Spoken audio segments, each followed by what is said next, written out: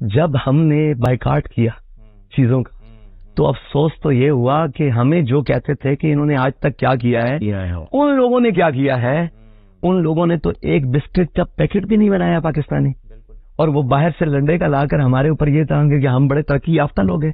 اور بھائی تم نے انگریزی لی ادھر سے، پینٹ کوٹ لیا ادھر سے، تم یہ بتاؤ کہ تم نے خود کیا کیا. تم کہتے ہو ہم ترقی یافتہ ہیں، کیا انگلش بولنے سے انسان ترقی یافتہ ہو جاتا ہے؟ کیا پینٹ کوٹ پہننے سے ترقی یافتہ؟ آپ نے انڈسٹری لگائی، اس انڈسٹری میں پاکستان کو دیا کیا؟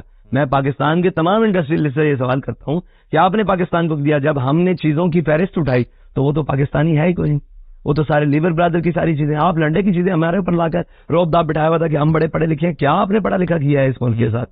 آپ کے پاس تو شوگر ملز کی مشینری کے پرزے تک نہیں بن سکے پاکستان میں، وہ بھی باہر سے آ رہے ہیں. تو آپ نے کیا کیا ہے؟ اچھا کہتے ہیں ترقی کی راہ میں ہم رکاوٹ ہے. ہم نے آپ کو کب رکاوٹ ڈالی؟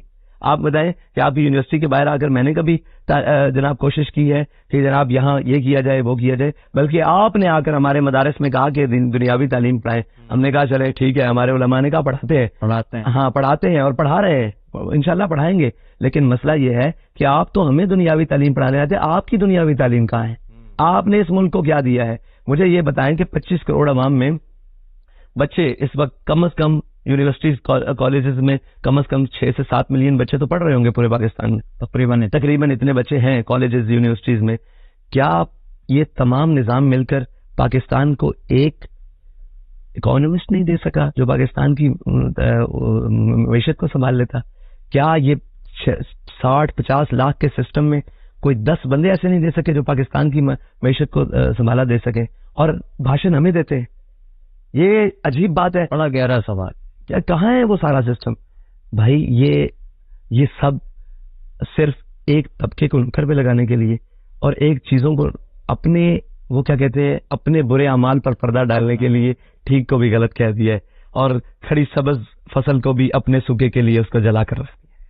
جب یہ بات ہوئی تھی کہ مدارس میں آپ جو ہے وہ سائنس اینڈ ٹیکنالوجی پڑھائیں تو اس حوالے سے کیونکہ ٹیچنگ سے میرا تعلق ہے تو کئی لوگوں نے سوال کیا کہ کیا ایسا ہونا چاہیے؟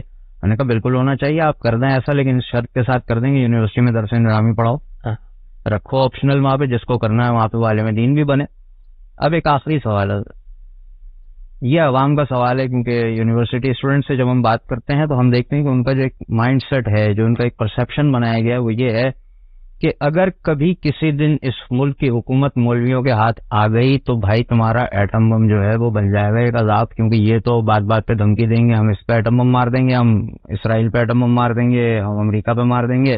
اور ایسا نہ ظاہر ہے کہ ڈپلومیٹک ورلڈ میں تو یوں کر کے اگر ناک کھجا دیں آپ تو ایک اشارہ ہوتا ہے، صحیح ہے. تو ایسا بیان اگر چلا جائے گا تو وہ تو پھر کام ہو جائے گا کہ دوسروں کو آپ دعوت دے رہے ہیں کہ آؤ یار ہمارا بیڑا غرق کر دو. میں اس سے ہٹ کر ایک بات کرتا ہوں، پھر اس سوال پر آپ کرتا ہوں. اسرائیل کے وزیر نے دھمکی دی کہ ہم غزہ پر ایٹم بم مار دیں گے، کسی نے کیا ان کا بگاڑا ہے؟ 57 اسلامی، جیسے میں خاموش ہو گیا، 57 اسلامی ممالک کسی ایک نے بھی بیان دیا ہے. انہوں نے تقریباً یہاں ہزاروں بچے، خواتین، مردوں کی تو تعداد ہی الگ ہے، ٹھیک ہے، انہوں نے شہید کر دیے. کیا کوئی دنیا میں بولا ہے؟ نہیں. بھائی یہ یاد رکھ، طاقتور ہمیشہ طاقتور ہوتا ہے، اپنی طاقت کو پہچانے. اگر یہ آپ کے لیے عذاب ہے نا تو آپ ایک دفعہ ایسا بھی کر کے دیکھ لیں، خاکم بدہن میں منہ میں کہتا ہوں کہ آپ کہتے ہیں ایٹم بم، یہ یاد رکھیے گا یہ ایٹم بم آپ کو آج تک سنبھالے ہوئے ہے. کل یہ نہ ہو کہ آپ سے یہ بھی نہ سمجھے.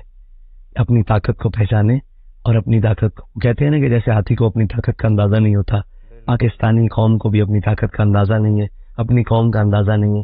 مجھے یہ بتائے کہ جو تانے دے رہے تھے کل تک ہمسائے ممالک میں کہ ہم پتھر کے دور میں آپ کو پہنچا دیں گے، آج آپ ان کی مثالیں دیتے ہیں جو ان کا ڈالر نیچے، ان کے پاس کھینے کے پاس ہے، ان کے پاس ان کا ملک ٹھیک چل رہا ہے، وہاں جناب نام کیا چوری ڈکیتی اور اس کا جو ہے وہ شراب بالکل کم نہ ہونے کے برابر آتی ہے، نہ ہونے کے برابر آ رہی ہے، ان کی معیشت بہتر چل رہی ہے.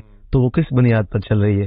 لیٹ جانے کی بنیاد پر، لوگوں کے آگے سلنڈر کرنے کی بنیاد پر، یا اپنے موقع پر ڈٹ کر کھڑے رہنے کی بنیاد پر؟ ٹھیک ہے. اچھا اگر آپ یہ کہتے ہیں کہ ڈپلومیٹک دنیا میں یہ ہوتا ہے تو یہ یاد رکھیں کہ ڈپلومیٹک دنیا میں طاقت کی بات مانی جاتی ہے. دنیا میں آپ جتنے مرضی معاملات چلا لیں، ویٹو والے ویٹو ہیں، 5 ویٹو ہیں، وہ ویٹو ہیں. آپ جب تک اپنی طاقت نہیں لائیں گے، لوگوں کو یہ نہیں بتائیں گے کہ ہم طاقتور ہیں اور ہم اپنا حق چھین کر بھی لیں گے، اس وقت تک آپ کی بات کوئی سننے کے لیے تیار نہیں. اب تو پتہ نہیں یہ ہے یا نہیں، اب تو ایران آپ کی بات نہیں سنتا.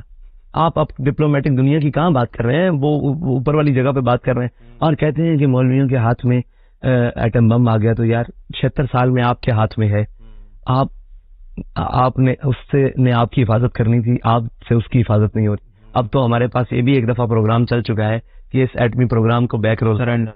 یہ پروگرام IMF کے اس شکوں میں شرائط میں شامل ہے، وہ وضع کریں نہ کریں. اور IMF کے ساتھ جو ابھی 10 سے 12 شکوں جو ابھی پبلک نہیں ہوئی، وہ جس دن ہو گئی اللہ خیر کر دے گا اس ملک. تو بہتر ہے، ٹھیک ہے. ہم تو مرنے دیکھیں، ہم تو وہ لوگ نہیں ہیں. اس دینی طبقہ، علماء طبقہ، مولوی طبقہ، اس پاکستان کا وہ دینی اور جناب طبقہ، وہ اس پاکستان سے بھاگا نہیں ہے. ہم پہلے بھی نہیں بھاگے. انگریز آیا تھا، یہ سب بھاگ گئے تھے، باخدا بھاگ گئے تھے. انہوں نے یا تو اس سے ساز باز کر لی یا بھاگ گئے تھے. ٹھیک ہے، ہم اس وقت بھی انگریز کے سامنے کھڑے رہے، 1857 کی جیلیں کاٹی، کالا پانی کی جیلیں کاٹی، سر چوکوں میں لٹکوائے. ہم آج بھی کھڑے رہیں گے. سوال یہ اتنا ہے کہ جن پر سختی آتی ہے وہ کبھی سعودیہ، کبھی لندن بھاگ جاتے ہیں، کبھی دبئی. ان کے لیے رستے ہیں. ٹھیک ہے، آپ کہتے ہیں ہم ایٹم بم جناب آپ کے لیے، تو مجھے یہ بتائیں کہ ایٹم بم آپ نے کس مقصد کے لیے رکھا؟ اپنی حفاظت. دنیا ڈرے ہم سے. ہاں، تو جب ہم یہ بات کرتے ہیں تو آپ کہتے ہیں مولوی مار دیں گے. یعنی جو کام ہم کریں وہ ٹھیک ہے، جو آپ ہم مولوی نہیں. یہ کہنے کا مطلب آپ دنیا کو کہتے ہیں کہ ہم ایٹمی پاور ہیں، اگر مولوی کہے کہ ہم نیوکلیر پاور ہیں تو دہشت گرد قرار پائیں گے نا. انہیں تو ماڈریٹ مسلمس پسند ہے. اصل میں مسئلہ یہ نہیں ہے، اصل میں مسئلہ یہ ہے ان کو کوئی بھی مسلمان پسند نہیں ہے. انہوں نے طبقہ کر کے ایک سٹیپ بائی سٹیپ ہر ایک کو ختم کرنا ہے. ٹھیک ہے جی. آج وہ لوگ جو ان کی بولی بول رہے ہیں، کل وہ لوگ ہمیں جو غلط کہہ رہے ہیں. یہ یاد رکھیں کہ جب اسپین میں آئے نا سارے، تو اسپین کے اندر وہ سارے دینی طبقے بھاگ گئے تھے اور اسپین میں اسلام اور اس کا وجود باقی نہیں رہا. آج جب برے صغیر میں مشکل وقت آیا تھا تو یہاں سے بھاگا کوئی نہیں. آج بھی جو کچھ بقا ہے نا، جو کچھ بات ہے، کہتے ہیں کہ ہم نے امریکہ کو ایبسولوٹلی نوٹ کہنا ہے تو تب ہماری بات بنی ہے. یہ اب کون کر رہی ہے نا، تو وہ سب سے بہتر کون کہہ سکتا ہے؟ امریکہ کس سے ڈرتا ہے؟ یہاں سے ایٹم بم سے نہیں ڈرتا. نہیں، وہ یہاں ڈرتا مولوی سے. سیدھی سی ایک بات ہے کہ اس کا ڈر ہے دینی طبقہ. ہمارے پاس رینڈ کارپوریشن کی رپورٹس موجود ہیں جس کو ہم پڑھتے ہیں، دیکھتے ہیں کہ انہوں نے کب کس زمانے میں پلانس شروع کیے تھے کہ بھائی آپ کو لوگوں کے دین کو انفرادی حد تک رکھ دینا ہے کہ آپ نماز روزہ کرو، آپ ہمارے لیے اچھے ہو. آپ نیو یارک کے اسٹیشن پہ نماز پڑھیں گے نا، ایک سپاہی آ کے کھڑا ہو جائے گا کہ اس کو نماز پوری کرنے دو. اسے پرابلم نہیں ہے، اس کو پرابلم ہے نظام سے. آپ نے ہمارے نظام کو قبول کرنا ہے، ہم آپ کے مذہب کو قبول کریں گے. آپ دین کی بات کرو گے تو آپ ہمارے دشمن. بالکل ٹھیک ہے. تو ہم دین کی بات کرتے ہیں اور ہم یہ سمجھتے ہیں کہ اقبال نے کہا جدا ہو دین سیاست سے تو رہ جاتی ہے چنگیزی. سیاست سے دین جدا ہو جائے تو چنگیزی رہ جاتی ہے، اور اگر دین سے سیاست جدا ہو جائے تو وہ رہبانیت رہ جاتی ہے. ٹھیک ہے، یہ لازم اور ملزوم ہے. بے حد شکریہ. اللہ کرے کہ آپ کی باتیں لوگوں تک پہنچیں اور ان کی سمجھ میں آئیں. السلام علیکم ورحمۃ اللہ.